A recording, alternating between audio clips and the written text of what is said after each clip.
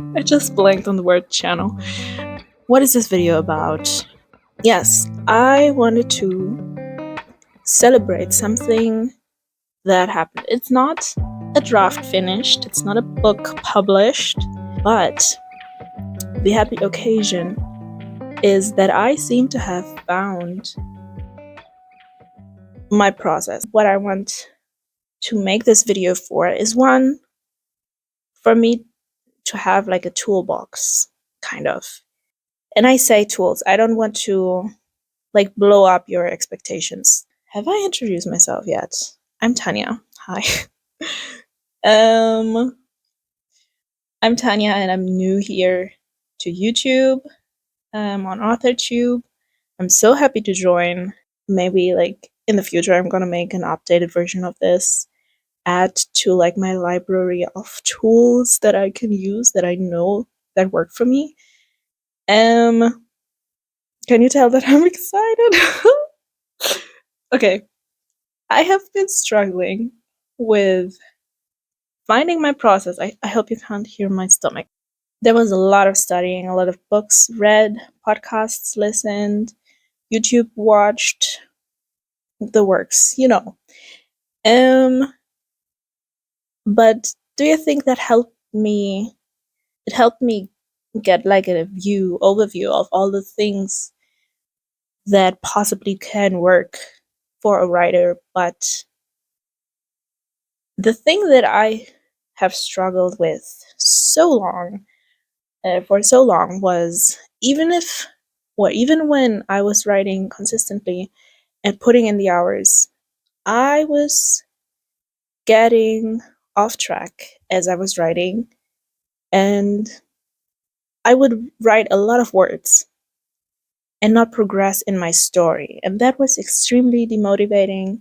But yeah, in these past weeks, like 3 or something, I seem to have, and honestly, it was a vlog that will never be published, where I was externalizing my thoughts and like really looking at my experience of writing and like what was working, what wasn't. That helped me figure some of this stuff out. So YouTube already helped me, and I haven't even published a video just yet. And like I'm feeling so much more confident about like what not about, but more confident that I will in fact reach the end of the story and finish this book, or the first draft. And I'm feeling a lot less stressed about it. And like, you know what's the worst? When like you have told someone in your real life, especially if they are not a writer themselves, months go by, years go by, and they're like, so where's that book that you are writing? And you're like, I'm nowhere near the end just yet, and I can't really explain to you why that is, you know? And this is like, girl, that is so basic. But it's new to me. It's new to me, writing first thing in the morning. This is a classic, we know that. And I didn't think it was for me,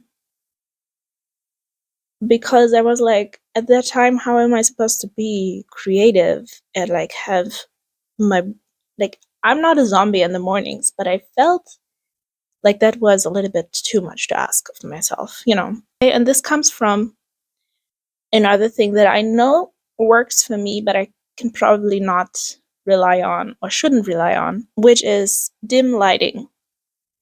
I like the dark. I like the dark. It's weird. It's weird, okay? I'm not saying I don't like to feel the sun on my skin. Something about writing very late in the evening when the sun is down, or very early in the morning. The only thing I put on then are like 2 fairy lights in my room, and you know, I might even progress to candles. I haven't done that yet, but it would totally fit the vibe. Something about that. And maybe it's also because not everyone around me is like awake already. So like I feel like I'm kind of alone. And the lighting, the dark makes me feel really cozy and like mellow, which maybe has something to do with melatonin or something. And it helps my creativity or helps me feel relaxed, or I don't know, I just like how it makes me feel. It's very peaceful. Well, I love nighttime writing, I do, but it can be dangerous for me because if I leave it for the last of the day, I might then only write like 15 minutes, where like at the end I'm already like falling asleep on the page, and then the words that come out are weird gobbledygook. And what I really want to do is like work some substantial time, like an hour or maybe even 90 minutes. That would be perfect every day, you know? And that probably comes from how, like, what I'm going to talk about later. It now feels more easy for me, and it's awesome to start your day with something. One, if it's fun, it's great that you're starting your day with something fun. It's like starting your day right. After I've done that, I have already done something that's important to me and that's productive. And then I'm starting my day like, what? I've already done so much. The first tools I'm sharing are really not revolutionary or anything, but you know, it's a good reminder for myself anyway. But I realized that I really like brainstorming, um, and doing it not just in my head, um, but like visually on a page, where it's digitally on my screen actually. So like I use a PowerPoint where you can like um, set the size, and you don't have to deal with like a huge piece of paper. And I can put it on black background, black paper, and like nice blue and violet text on it, which looks kind of neon and works really well with like a dim screen when I'm using it in the morning. I've done this with like plot hole, backstory kind of questions that are like important. Um, so like I brainstorm a bunch of ideas. So like not doing it linearly, linearly. Just brainstorming any old idea that I can come up with, putting it on the paper, just like little text boxes, and like moving it around and finding connections between the different ideas. You know, you're like, whoa, that's what brainstorming is? I know. That is what you do in your head as well. But for me, it seems that it really helps to have it visually. When it's visual, it feels kind of fun. It just feels more free flowing, and like I'm allowed to put this here and then move it somewhere else. It usually helps me get to the solution quicker. And also my brain. I have an ADHD brain. I love my brain a lot. I'm very proud of it. While ADHD brains are really good at finding connections between things that don't logically necessarily go together, you know. Let's say it struggles with um, holding all the ideas in my head, you know. So having it visually, again, it helps. Let's talk about overwriting, or what it looks like when I overwrite, because maybe it's different for you. I don't know. When I don't have a solid grasp of the setting and what it looks like, I do a lot of exploration of the setting of the place where we are in the scene, and also like walking up to what is then actually the thing that happens in the scene. I mean, you can cut all of that out, of course, but it takes time to write all of this. And also, interestingly, I observed in a scene that I looked at there was a lot of not us and not us being in the scene, but my character uh, thinking about what they were about to do, you know? Which is interesting because later I'm going to talk about something that is similar to this, but actually helpful, I would say. And just generally, there's a lot of like my writerly, authorly thoughts on the page. This made her think of something that happened in her backstory that she didn't cope with. If I then get caught up in that kind of stuff, I never get the scene itself rolling, you know? And I hate that. It makes me feel like I'm treading mud. And honestly, I stopped believing that I can actually write this book. The fact that I kept running into this made me doubt that I have the creativity, the dedication, the writing talent to write something good, you know, which is really sad. Here are the things that I have figured out lately that really helped me with this. Okay, one is dialogue. I'm not fully talking about a dialogue centric draft, but I have noticed that writing dialogue helps me keep up the momentum because the dialogue itself, you have this dynamic between characters. I feel very in the scene and like very inspired when I'm writing. And we're back. Okay.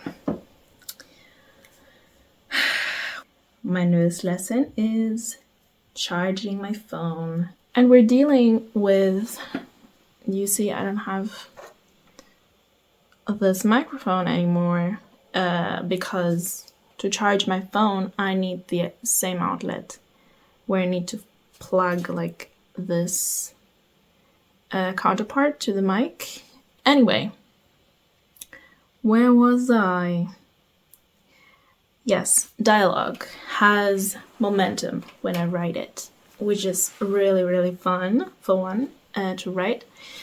And specifically, like scenes where I have arguments and also banter. Just, oh, I love it. You have this back and forth, you have like conflict built in. Can I just finish a sentence? This is actually one reason why I would overwrite, because I go on tangents. And then the other thing, so my book is YA fantasy, and I read a lot in my genre. I admire a lot is beautiful, strong, like expressive language and voice, you know. And that is just not my strength.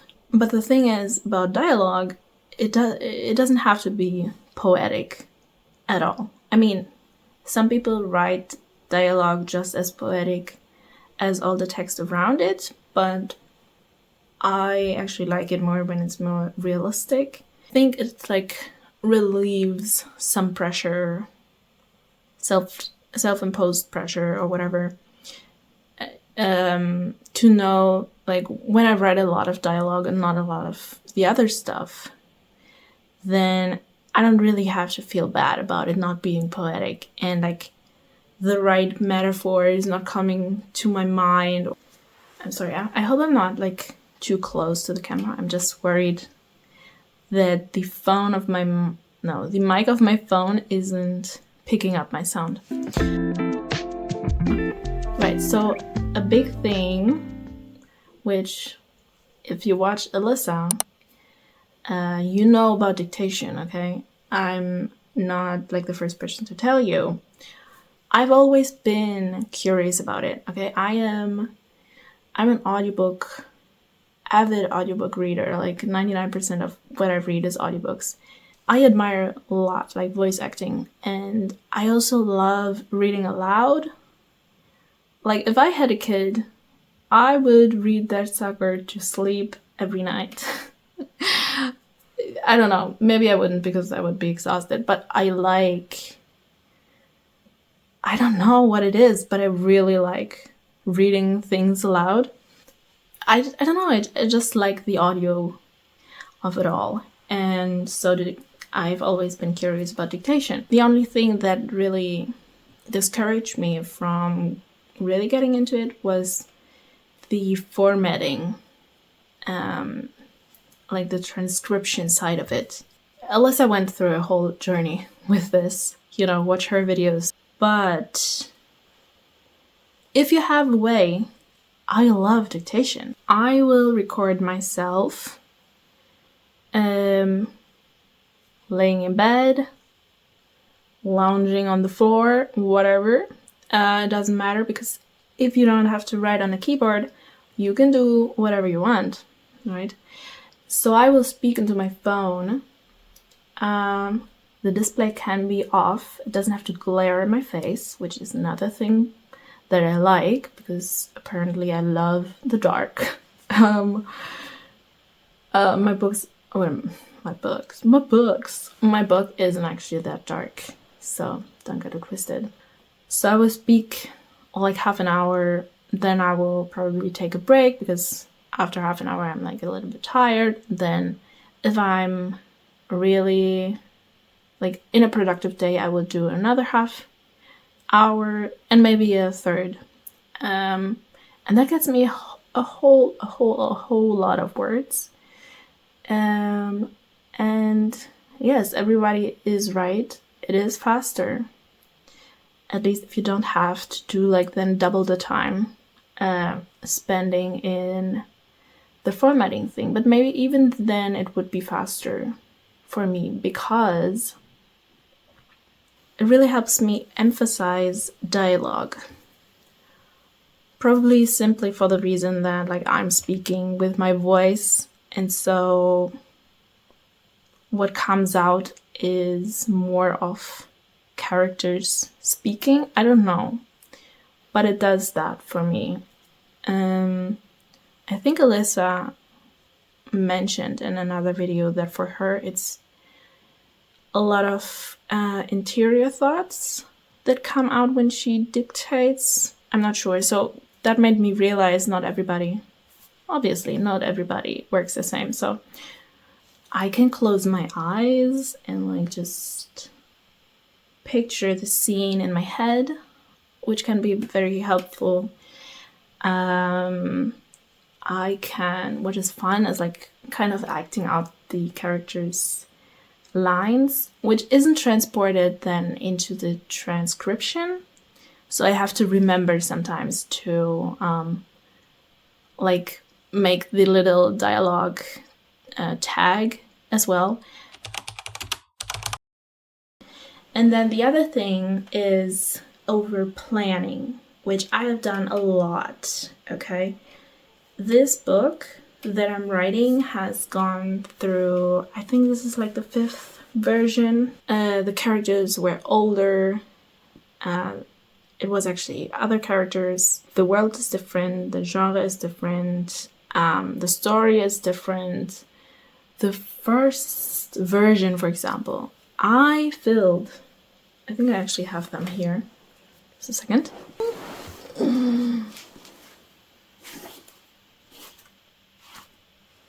Can you see that? Yeah, I filled these, and like not just filled them. No, I think there's a little bit left, but I crammed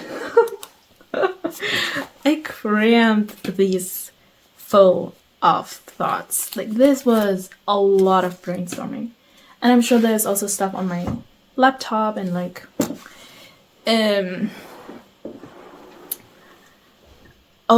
I also have oh yeah there's also stuff that didn't yet make it into the notebooks. Hope you can hear my voice over the sound of the plastic. This oh yeah I don't know if you can see that. This is like stacks of little note papers, again crammed with words. that this is like what I would write if I'm like in the bathroom or somewhere where I didn't have my notebook handy. So let's just say I did a lot of brainstorming about the characters, about the story, about the world, about the backstory, about even like the tiniest details, which like in a way maybe is good because like I was exercising my brainstorming capabilities or whatever. And the version before this version that I'm writing now and hopefully will actually get me to the end, the version before that I developed the world building, and that was actually helpful. I actually kind of had to learn like where to brainstorm and where to not, because there was a lot of brainstorming that was just me stalling to actually write. Like brainstorming is a lot less scary than writing, especially when you're still in the space, or again in the space where you don't know, you don't know how good your writing is. Like you see what your idea that sounds brilliant in your brainstorm document, what it actually looks like when you try to put it on the page. And also I was worried that if I didn't know all the things, that what I would write wouldn't be right. What I would write wouldn't be right. This time around, I'm going a lot more loosey-goosey, and I don't even know if this is like a standalone or a series situation. Okay, so what are the things that are, I'm not gonna say necessary, but good for me to know. I'm not saying I need to know these before I ever write the first word in the draft, but like generally I can develop this as I go, but like at some point before the end I'm probably going to run into this, and it would be helpful for me to brainstorm this. One is the general direction of the plot. It is helpful for me to know I have these 4 characters. They are going to cross the ocean to a different land where there's magic. So I know there's a journey, and I know there's a heist. I know it's a book about friendship, like these 4 characters. I don't know how it's going to end this time around. The second is setting. That is extremely helpful for me. Like visually knowing I have places where I can go, Like I have the city where at least 3 of them live, and I have like a very good idea of its layout and like what the houses look like. I know what the oceans look like, and like there are like islands, artificial islands in the oceans, and like I have an idea what the ship looks like and like the layouts. So I think of it as having a stage for your characters to move around in, not having to come up with all of that as I'm writing the scene. In my brain, the images of the places that I've come up with are pretty stable. Like they feel like memories. I can they don't like fade. I don't know how to say that. They feel quite real if I have really fleshed them out. I can't foresee all the places where they're going to go, but just having an idea what possible places they could go also is helpful. Third thing is backstory, and I don't mean the whole backstory. I don't actually know all that much about my characters yet, and there are like a few things that I will brainstorm as I go. What I mean is like the key points in the backstory. Specifically, okay, so I have these 4 characters, and they have their own motivation to, to do the plot. Why is it that they need money, for example, and why is it that they would join these others to do the heist, but not tell them about a very important secret or whatever. That's that kind of stuff. Another thing is what I call the plot behind the plot. So if you have a corrupt government, or you have like a war going on, this is maybe specific to my genre actually, or like fantasy genres or science fiction or whatever. Any story where you're not just like in a quaint little town and the world conflicts don't actually touch the story. If the story is about poverty or class disparity or I don't know, subjugation or discrimination or that kind of stuff, then for me to have an idea of what the social structure looks like, what maybe like if there's a villain, like what are they doing behind the stage, that kind of stuff, it helps me like breadcrumb it in, but I think that's not actually that important. But it like inspires me. I guess it's not so much about the inspiration. I think it's more that I find it difficult to come up with like what this is really about. The characters know what they know, but like knowing what it is really about, what is happening behind the scenes, I find that difficult to come up with at the same time as I'm like being the characters or like writing the scenes or coming up with that stuff. Then the other thing is having a solid grasp of the magic system is also very important. Magic systems for some reason are kind of difficult for me, and I would completely forget to use magic. Why is it not playing into the story, and so what I need is having a good idea of the magic system, which in my case it consists of like I think like 3 or 4 elements, magical elements, but they're all unified by like a theme kind of, and having that feel whole and I don't know, it having a vibe, I guess, or like, yeah, I don't know exactly what the point is, where it is, where I need it to be, or like, I need to get to the point where it feels cohesive and it feels clear in my mind. So if I restrict myself to the key things that I need to know, and also remember that I can brainstorm the things as I write, I can start drafting sooner.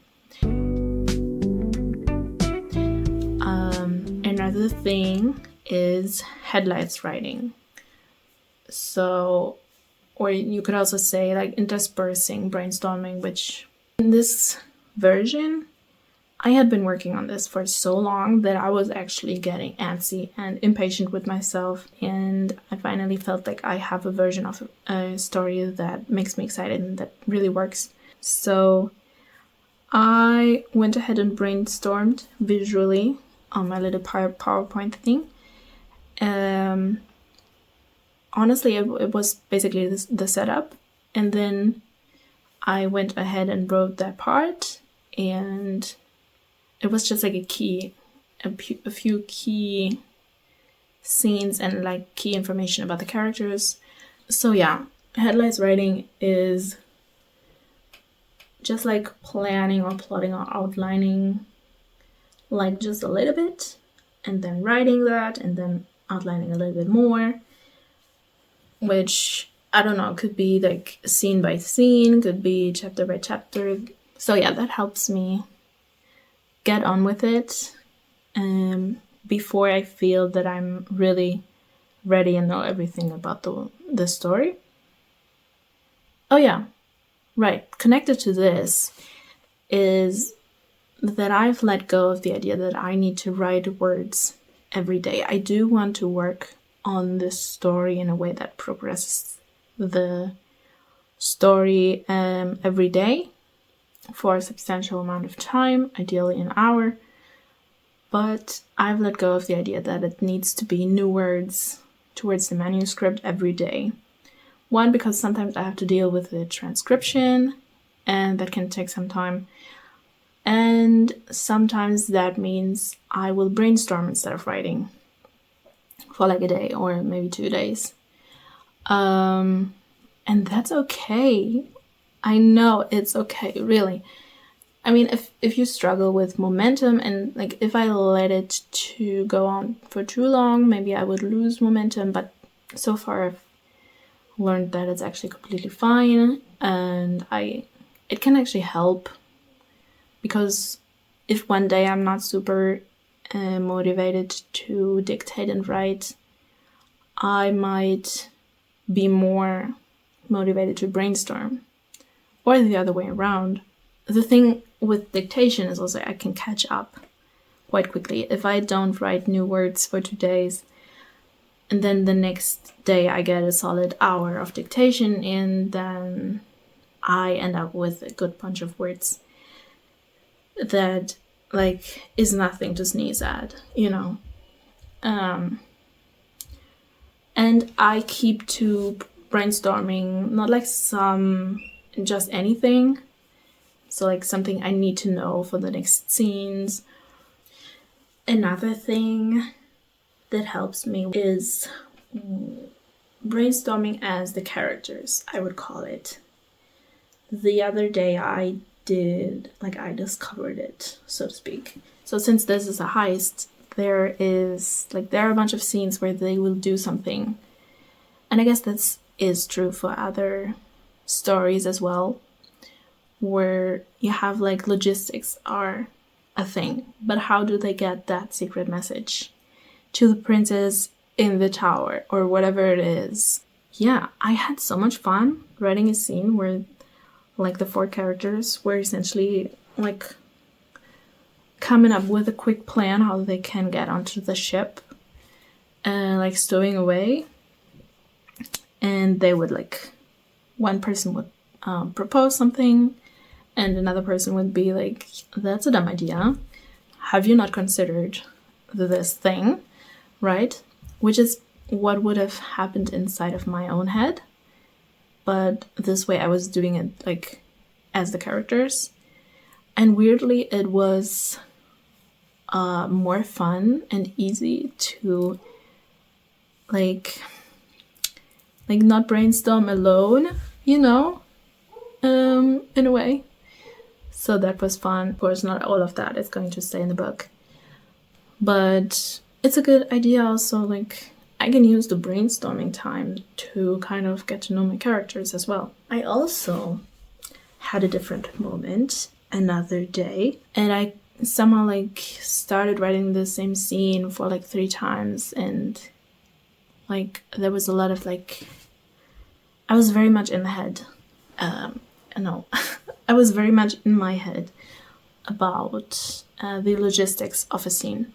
And then after the fact, when I had written all of that stuff, suddenly I had like an idea of how the scene could go down in a way that is more engaging, more fun, whatever.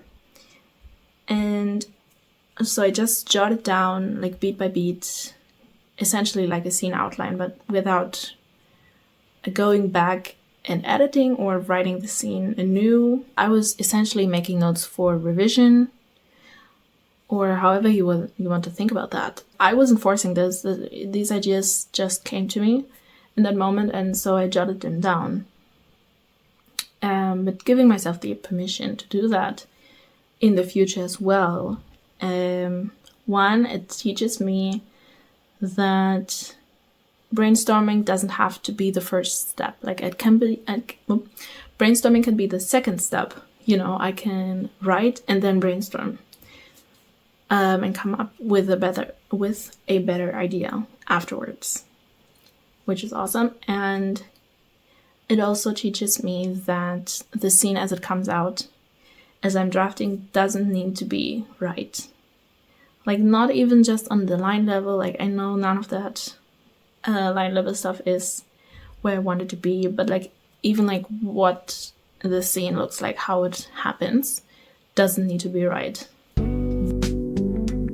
So after laying down all the tools that I found for myself, I also wanted to talk about why it took me so long to find a process that works for me, to get over the overplanning and the overwriting specifically. I had to let go of a few expectations or preconceptions I had about myself and about the book and about my writing. It's actually interesting because I started writing not by writing, but by learning about writing and about publishing. And before even I was writing, I already had ideas about what kind of a writer I was. I was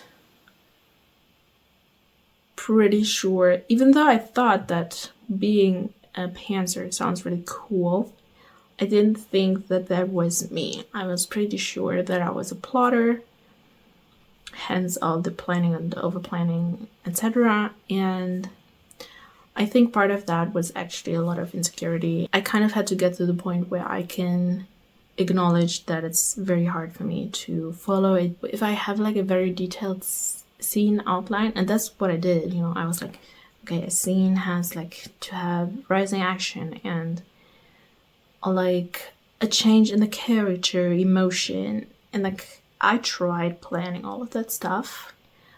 Like, girl, you do not. I'm not talking to you right now. I did not need to do all of that. I tend to veer off in the scene as I'm writing it. I will forget stuff that I planned. Like, even if I had the outline right next to me, it just never does happen. When I decided to write the older versions of this book, I was deciding that I want to become an author. And so there are already so many things just baked into this whole thing, and like there's a lot of baggage. I did have like an idea bank, but nothing that I felt that I would definitely write after this book. So, and like I knew that I would work on this story for like a long time. So for some reason I just felt like this book needed to be everything. It needed to have every important issue and thought that I have in my head, and like have also like I was changing in that time and like discovering things about myself, attaching myself too personally to the book. It wasn't just a fun story for someone to read. It was me pouring myself into the story, expressing my innermost whatever. Like as soon as I kind of let go of that, just not like so, I kind of like I felt the need to cram everything in. And I think the more elements you're trying to juggle, the more complex everything is. Of course you're going to try to like, you know, the meme with the red strings and stuff.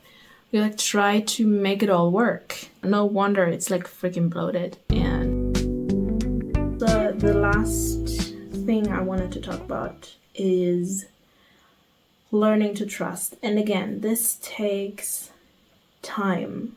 When you think about it, writing a book, especially the very first time when you write a book, there's so much trust that you have to build with yourself, with your ability to be consistent. And this is like another tool, I think. It's like waffling a little bit between the different stages of writing, which is the exact opposite of don't edit as you write. But I think as beginners, it's actually kind of beneficial if you do a little bit of everything at some point. Because if you wait to edit or revise in any form, in any shape or form, until you've written the whole manuscript, you have to wait a long time until you get to the point where you can learn to trust that you can make a story better, or like a scene, which is probably why a lot of people recommend writing short stories. I don't do it really like line editing, but maybe doing that and like building the trust in myself that I can write a scene with strong language, not strong language, which at this point I don't think that I'm good at, but maybe if I prove to myself that I can do it in the line editing stage, you know, maybe. If you can't trust, obviously you're probably going to feel like you need crutches, and it makes sense to me that it took me so long. I think part of it is also that, yeah, I have a very good, like, this is something I proved when I was brainstorming rather, like what the things are that are going to happen as they are on the ship. Because, like, naturally, as I was moving around the little text boxes and, like, some things would form a cluster, I could already see, oh, this is like an important plot point. This is like a boom, you know? Just like the natural flow of of a story just emerged as I was assembling like the text boxes. I was like, ooh, I think I know story. This intuition or this knowledge also came with time. It came with studying a whole bunch, as I said. Now I have actually not consumed too much content about craft and storytelling. I just felt kind of oversaturated, and at this point I think it's actually good for me to like have this distance. It lets me not fixate too much on it. When I got into writing was also the time when I got back into reading. So in this time I've read a lot of books, period, but also a lot of books in my genre. And so just through osmosis, I have learned a lot about stories and about my preferences and like what goes on inside of a reader's mind, specifically my mind. I've also watched a lot of BookTube, which is also very instructive to like hear how readers experience stories. Yeah, all of that also helps me to build up this trust that I know what I'm doing when it comes to building a story. Oh, okay. I think I have in total like 1.5 hours of footage to edit. I thought, given the outline that I wrote for this video this time, which I thought with that I would get through it like this and not have to edit much. But yeah, that's my over-talking, over-writing, over-tangent going in a nutshell, I guess. No, we're gonna find it. We're going to find the process. Okay. Thank you so much for watching. If you feel inspired to also like look at your own process and the tools that you have, one, I would be riveted to learn about what it is that works for you. I don't know. I find it endlessly fascinating how brains work, how my own brain works, how other people's brains work, how writing works. It's like, it seems so straightforward. Yeah, you sit down and you write words, but it's not that simple, is it? No, it's not. It's there's so many moving parts and so much that is personal to someone. So I find that so interesting. If you want to share any of that in the comments, you are more than welcome. And I really hope that I will see you out there in the AuthorTube space in some way or another. And maybe in my next video, which I don't yet know what it's going to be. I'm hoping a vlog. Yeah, so see you in the next video. Bye. Wait, where's the thing? I have this thing, so I don't have to boop boop. Okay, bye. It didn't finish. It didn't stop. Okay, bye. Bye. Bye. Oh, it's not on. Okay. Okay, bye.